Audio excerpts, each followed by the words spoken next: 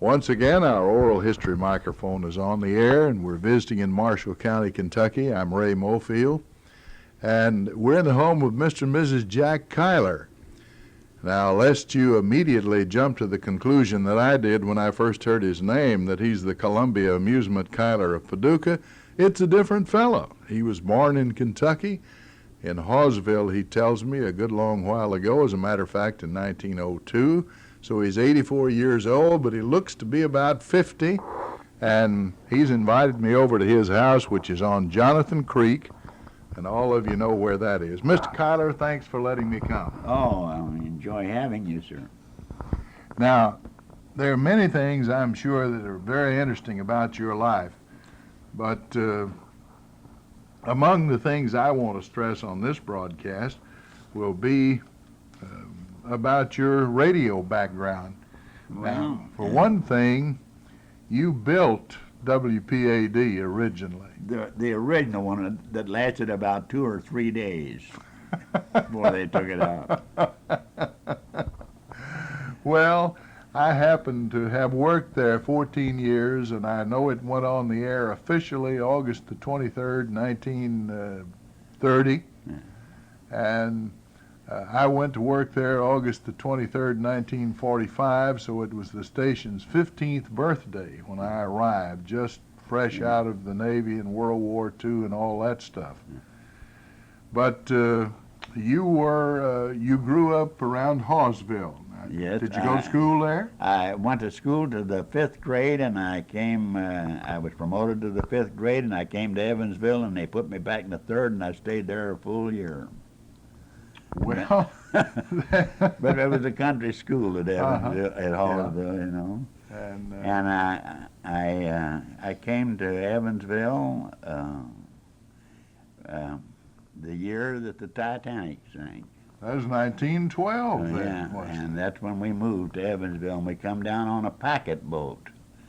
My father had an offer of a good job in Evansville at Bucyrus, Erie. He was familiar with steam engines and things, and Shovels, drag lines. well, that's what Bucyrus made, but only experience he had was with a light plant at Hallsville, steam engines and things, and the hub mill. They made hubs for wagons in those days. But the Hallsville has a big aluminum plant up there now. Yes.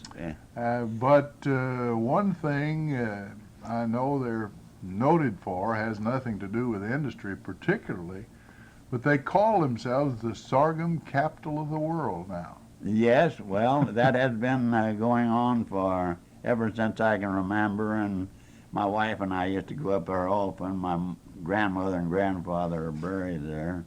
And, Well, I see your wife is seated over there peacefully. Have you been living with her for a while? well, for 50 years, we had our 50th anniversary last Sunday. Isn't that yeah. marvelous?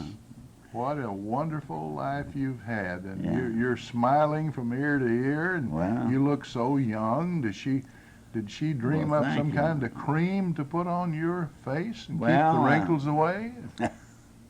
No, I tell you, I don't know what to do. Sometimes I think I look awful old myself. No, you don't. Oh, your hair is white, but you do have hair, Yes, well, which is more than some of us may have at your age, yeah, well, if we I live guess I that was long. lucky then. All right, now you got back in school, and you. How did you get interested in radio? Well, in World War, I was going to Central High School in Evansville, and World War II came along, and another boy and I ran off from home and wanted to get in and whip the Kaiser. We thought we could do it all by ourselves. And we enlisted in the Army in Cheyenne, Wyoming. Mhm. And they sent us to Denver for a recruit drill, and then we come back to Salt Lake City, where we got in on July the 15th, I think, and the war was over that same year, November the 11th, and we had conscientious objectors out there that we were going. They kept us until the next Thanksgiving, so I didn't get my final graduation from high school until I come back, but they kept me for the duration. So, but while in the Army, I got the first, well, I don't know what you call it. Became infatuated with the remote radio they had there, and it was wireless. And calls emanated in Virginia, Arlington, Virginia. Yes, sir. And it was the government messages. Salt Lake City, 21st Infantry, was the Western Department or Supply Department of the United States Army for all the West. So that and was the sort relay- of the beginnings of the Signal Corps then. But, Yeah, well, yeah, I guess it was. Yeah. But anyway, I would just, I had a little ham experience before that. Tried to get on the air, you know, and all that. But this all really, the boys who were interested in science were reading Scientific American or Popular Mechanics and building little cat's whisker radios. yeah, and all that. Yeah, I built, oh yeah, I built plenty of the crystal sets, and I built my first working radios when I got back home. Oh, let me tell you about Salt Lake City. It was the relay department because they couldn't send a message lots of times in stormy country wireless all the way across the country and get it clear. And the mechanism then was the dots and dashes, you know, but Yes, they were sir. punched out on tape. You know, they Uh-huh. like your stock market reports Sure. used to come in. So all I was just a watch boy. I sat in there and watched it, and I called somebody that was smart if something went haywire, see. But that all interested me, and when I got But back... you gradually learned more and more about it. That's right. Okay. But I say I got all my intelligence in radio, whatever I have, from working with intelligent people. So, but I got back to Evansville, and I started building, I met a man. His name was Kenneth Harkness. You ever remember him? I've heard the name. I did not know him. He invented a little radio, or it was in one of the magazines. Anyhow, I talked to him, and I started building these little 3-tube sets, and I sold them, batteries and everything, for $100. That was an economical price then. As Yeah, I remember, yeah, Westinghouse's well- first factory-built set was $175. Yeah, well, I got $100 for these, and I must sold about 100 of them. Just they worked, and we could get. They were very broad tuning, you know. Yes, sir. As we gradually got more stations, in 2 or 3 years they were worthless because all the stations were in one lump. They didn't have a discriminator circuits and so on. No, just 2 condensers and 2 RF cores that we wound. You know, we wound it. We made all of our parts. There was no parts stores. You had to make everything and Couldn't go down to Radio Shack and buy this and buy that. that. No. Well, you can see there in that picture I showed you a while ago, I was repairing a transformer, and we rewound audio transformers. We couldn't buy them, and we'd heat them in a pan. I had a pan, an aluminum pan. We'd set on a hot plate and put them in there. They all had a black wax like battery have them today, Yes, sir. and we'd have to heat them till we could get the coil out. And it was usually pulled off the primer, and it was usually the primary that went out. And we'd rewind that primary and stick that back over, but we had to take the laminations and all apart and all to do that. And maybe we'd get $2 for the job. And you can just appreciate how long it would take you to do that now, see. But you thought $2 was... Well, $2 were a lot of money because we were the elite of the neighborhood, and my dad made $9 a week. And we were the highest livers in the neighborhood we lived in. Yes, sir. I So, can well understand that. $2 was a lot of money.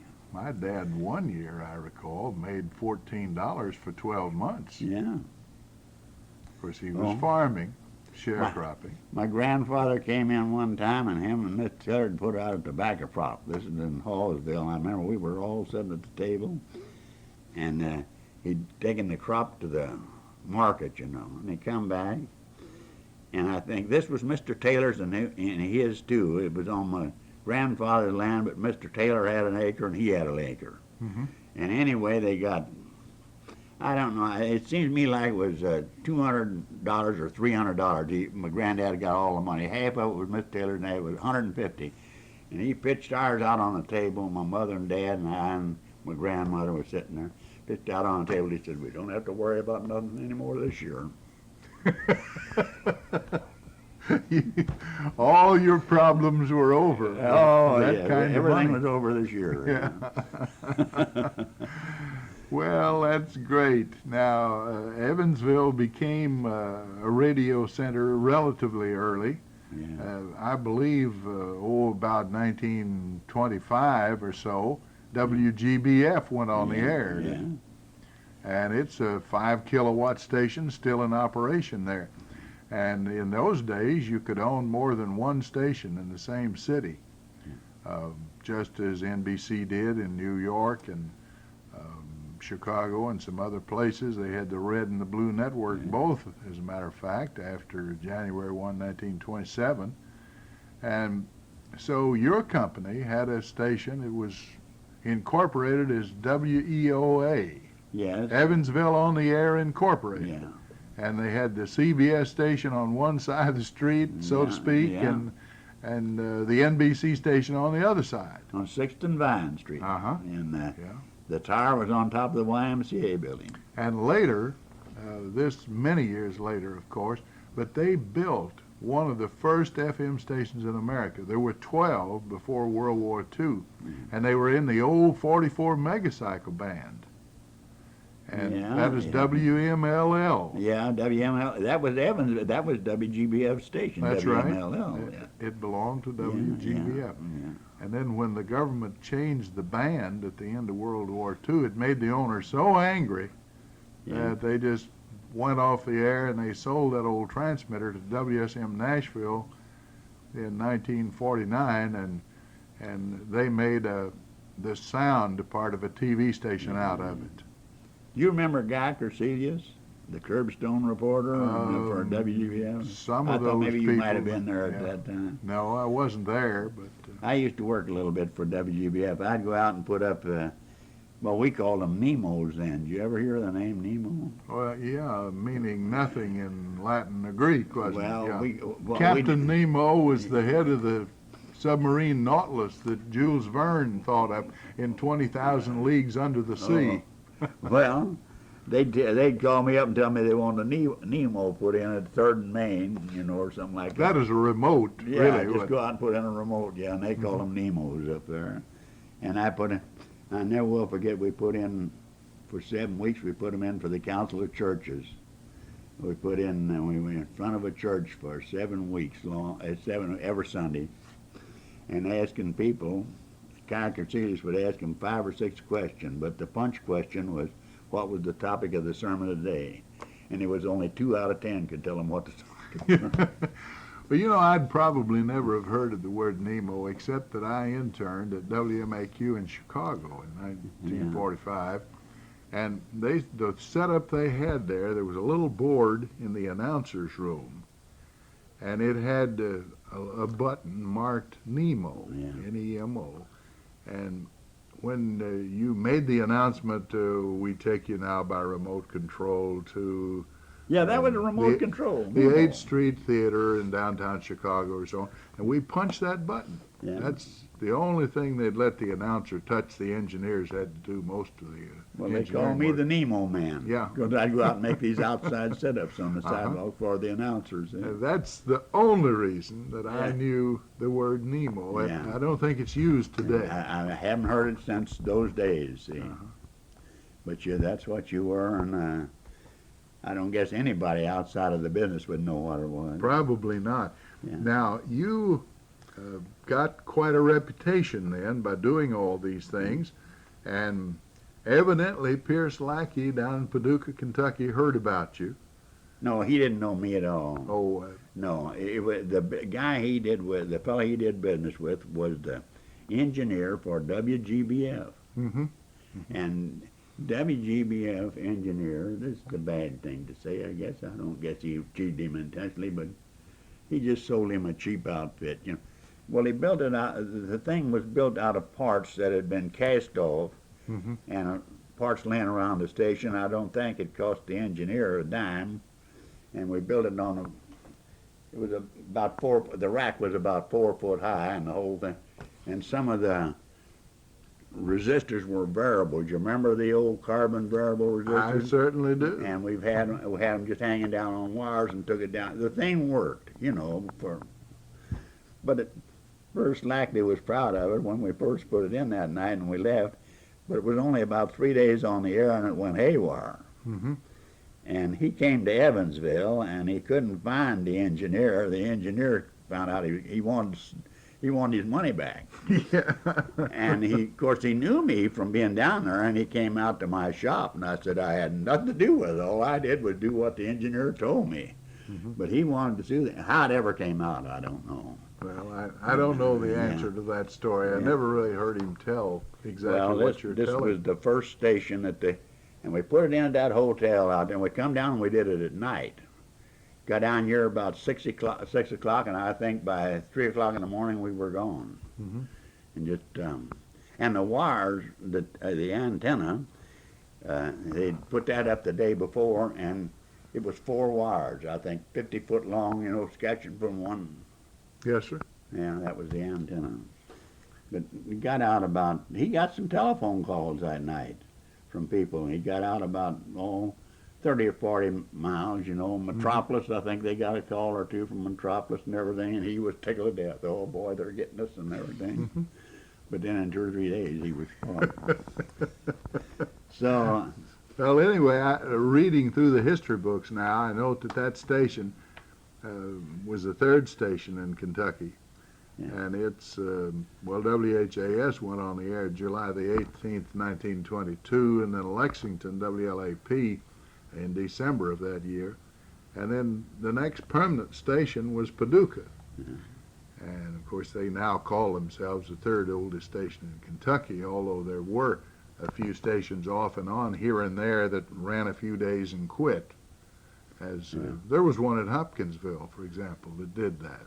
WFIW. oh, yeah, I knew that that was a Blue Wing Milling company. Mhm. Sure, I know all about that. I did some work there. It meant world's Oh, yeah. whitest flower. Whitest yeah, flower in the world's world, yeah. I can tell you a little story about that, too. Well, Maybe go about- right ahead. Well, this is Bethel Brown. He was a radio engineer. He'd worked at WGN in Chicago. Bethel Brown, and he was a colored man, and he come from Henderson, Kentucky. Uh-huh. But he worked for WGN, and he had charge of the transmitter, which was out from town. And there was a big party went on at WGN on New Year's Eve or something. And I shouldn't tell these names in here, I guess. But anyway, he was, if any foul language come on, the engineer was supposed to turn the transmitter off immediately. But he sat out there about half asleep, and they told some dirty jokes on the air, you know, midnight and everything, New Year's Eve, told some stuff that, well, anything was off color then, like what they get away with today by then was off color. And they fired Bethel because he didn't turn it off. And he got a job, WFIE, when they opened down there, WFIW, wasn't it? Yes, sir. When they opened down there, they wanted an engineer, and I knew Bethel real well because he's one of the early, and he was a good electronics man too. Mm-hmm. And so he was tickled to death. He called them, and he got the job. Or they were tickled to death to get him because he was from WGN, even though he got fired up there. He told them all about the deal and everything. But they were tickled to death to get an engineer. Sure. Mm-hmm. And he went down to get to work. He told all of his friends and everything. And when they went down to go to work, they wouldn't take him because he was a Negro. Oh, And well, so that's too bad. it really broke his heart. See, and he never did do anything after that. Only around Henderson, repair radios and everything. He just so that's one of the. Well, we've only got 10 more minutes. Time's Okay. flitting away, so let's get you up to your marriage. Do you have any children? Yes, I have. Well, not anymore. My son got killed at the racetrack in Henderson. He was putting up some sound, or he was working for me. He's putting up some sound, and he was close to some transformers on a 4,200 volt line. Mm-hmm. And somebody else, it was before the races, the electricity wasn't supposed to be on the grounds. And somebody turned on a transformer down there, and he got knocked off the ladder. He got the jolt and got knocked off the ladder, and he broke his spinal cord, and he died in 2 days. So that. Oh, a terrible tragedy. Yeah. Now we have some grandchildren. We have one right now. She's in show business. She's playing in Indianapolis now at the races up there. But she's young and just starting in show business, you know. Mm-hmm. But no, I have none that's in the sound business or anybody. Mm-hmm. In fact, when my son got killed, that sort of destroyed me, and I didn't care anything about it. And we come down here and liked it and just stayed. That's 17 years ago. See, I haven't done anything for 17 So years. you've been in Marshall County on Jonathan Creek area for 17 years. We came down here in '69, Mm-hmm. and we liked it so well. We had a big boat, and Mm-hmm. big houseboat, and we stayed at Ken Lake, and we were just going to stay for a couple of days and go back because the river was high. Was the only reason we were going to go back to Evansville, and we did go back, but it was so muddy and everything. We came back here and stayed. Mm-hmm. And Well, I noticed a little article here that calls you in the Evansville Press the sound man of sports. yes, well, And what did you do in the? Did you work at a racetrack, for example? I had both racetracks, the Ellis Park and also the Audubon Park racetrack, and we worked for them, and you get paid by the day there. And we put sound all around the tracks, and they for the season, you know. Uh-huh. But everybody at the racetrack is paid by the day, and I had all of the stadium. I had the sound equipment at the stadium all the time,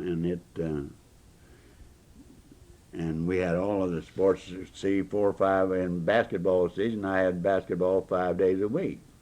I had basketball high schools. We got 5 or 6 high schools there, and the Evansville College, and You've probably been sound man at Roberts Arena. Roberts. That's where it is. That's where. Yeah. Mm-hmm. Yeah, I was the sound man that made the sound man sound work in there. You Yeah. know, they installed the sound that didn't work, and they had me go out to rectify it, and I rectified it, and they gave me the Good job. I was the taking sound care of job. Yeah, and nobody could fire me or anything. I charged you when you come in there, Well, good. and That's good for you anyway. Was well, that's kind of a deal they made me. and it you was know. good for them if it worked. Before it didn't work. So. Yeah. For the beginning of the Robert Stadium, I did every sound job that was done in the Coliseum, big band, or in the stadium. Every band, everything they presented, circuses and everything. I've been over there to several of the national basketball tournaments. You know, they used to have a Class II basketball. Yeah, well, that's what Evansville was in first when I Uh-huh. first started. And Now, I haven't done any since they're in first class. I've been down here. I was working at Southern Illinois University at Carbondale, and they played and went far enough to get into the finals of the tournament and go to Evansville, which, Yeah. of course, that was like the NCAA finals Yeah. now of the big boys, which they move around a lot. Then they left that tournament at Evansville every year, as you probably know. Yeah. Kentucky Wesleyan. Well, they won were it, champions for 2 years on a straight, you know. Mhm. Yeah. Well, I think Evansville altogether won it 5 or 6 times, maybe. Well, I know 2 times in a row. Yeah, they were. They had wonderful. They had good coaches and everything then. And McCutcheon was there. McCutcheon was the greatest, I guess. And well, I didn't work for anybody but McCutcheon. You know, everybody else has come in since. But, Yeah. But Kentucky Wesleyan, that was an unusual thing. yeah. These schools were only about 35 miles apart, and Kentucky Wesleyan won it 3 or 4 times. Yeah. National championship. Well, now was Wesleyan in a class with Evansville? Weren't they? Same class. Yeah. Mm-hmm. Well, yeah, I remember Wesleyan every year. That was a big game. That was a sort of a fighting game, you know. Owensboro and Evansville were not that they fought, but that was Oh, that was like Purdue and Indiana. sure, you know? the big Yeah. rivalry. Yeah, It rivalry, filled the yeah. gym every time. Yeah, that's right. Yeah. And there were some great ball games Yeah. that they played. I got tired of basketball, and I saw so much basketball, I just couldn't stand it anymore. Well, it was a great place to go. I've done it. Oh, I want to show you something here that might interest you. A friend of mine, he's a graduate of MIT, and he came down to our wedding anniversary, and he does the kind of work I did up here. This is a wiretap, Mm-hmm. and this is the old timers. This is one of the Kyler Sound Service. He took that out somewhere, and he brought it down to us to our wedding anniversary. And a standard telephone connector on one end of it. Well, I'll tell you what these were used And a for. standard phone jack on the other. Well, that's where you put the tape recorder in. Now you got a couple of resistors out here? And all those are condensers. Condensers, yeah, okay. Now we put them on the line because they don't pass the DC current in. You know, they only pass AC, which And is. this would this take the 32 volt DC dial off the telephone, and then your meters would read properly, huh? Yeah, that's right. It's the same thing that you would use anywhere. You have to get that ringer service out of the line Yeah. for eavesdropping. You know. Mhm. Now this is an eavesdropper, is what it is. Mm-hmm. And we put these in places like banks, well, stores and anything where they want to check. This is a wiretap. I never made a wiretap in my life that wasn't legal. You know, I could tap your phone if you ordered me to do it. Yeah. But I didn't tap Joe's phone to Yeah. well, that's what I mean. Sure. And that's why we kept our name on our stuff. Everything we did was legal. But anyway, you put this in at a bank. I think this come out of a bank. And the 5 or 6 telephone lines that go out to girls or people who do answering of the telephone, or when you're a new employee of the bank, this goes to a main up to the main office or any room that's closed off that nobody knows about. And there's a tape recorder on there. Now, when that phone rings down there, the relay and everything hooked on 2 wires that came from here. Mhm. It kicks a little relayer that turns on the tape recorder, and the tape recorder starts recording everything that she says on that telephone. Uh-huh. Now, the idea that the bank wanted that, not to, well, of course they could find out anything, but if you're a person in the bank, say you're a cashier, and somebody calls you about their account, but they usually use it on people for the first 30 days they were employed. Mhm. The idea was to check back everything they said and see if they were courteous to their customers. Mm-hmm. And in 30 days, if you didn't have a good, they fired you and got somebody else. You And understand? if you were the type person they wanted, then you got Then they just tenure, moved you. so to speak. You was a champion. See if you passed all of their. Uh-huh. It was just a sort of a test, Yeah, like you'd have in a college, I guess, or Sure. a university. yeah. Only a little different, a little Uh-huh. secretive. But the only way you can get a test like that is by using something like this. Well, you're one of the most interesting people that I've ever talked to. And, Oh, no, come on. and particularly, I suppose, because WPAD was involved, Yeah. and that was my first big broadcast. Oh, I'll tell you something else I did down here at Paducah. Well, do it. And I'll bet you can't tell me where it is. I put in a sound system in a tent for business and professional women of Paducah, and this was in Hooks Park. Hooks Park. It was Hooks, the old, H-O-O-K-S. the I don't even old know where it is. Class B baseball field Probably. of the Paducah Indians. And some smart Alex cut the quarter pole lines the first night, and the tent pretty near folded in.